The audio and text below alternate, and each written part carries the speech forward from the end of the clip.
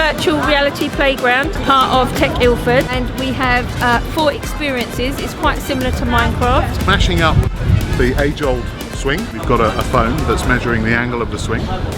And then in the headset we've got another phone that's displaying the virtual world. She loved there was loads of things there. Never seen it like that, you know, you just in a swing and then just go.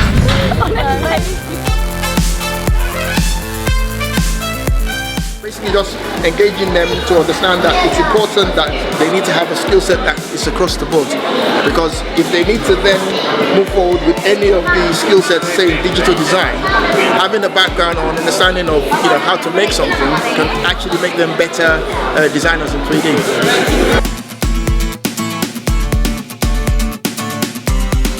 Really nice event for people just to be walking in off the street, not probably expecting to do anything, and they've come and done a bit of science, a bit of technology. Lots of people to go out as families to litter pick for about 10 minutes, come back, we weigh how much rubbish they've brought in, and then we're inviting them to come over and create some reduce, reuse, recycle pictures. We're giving them a basic circuit to set up to light up their pictures using lots of old bits of rubbish. So we have vibration motor. We've got 3 legs, which are simple pens, a cup, and magnetically attached leads to the motor.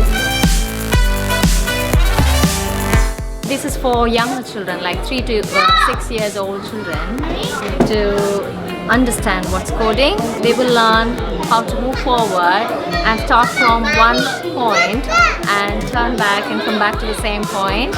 Yes, so all you need to do is walk around the museum visiting the different displays that we've got here, and you need to try and answer the questions that I've put down here. Everything's related to maths, so there's numbers, times, shapes,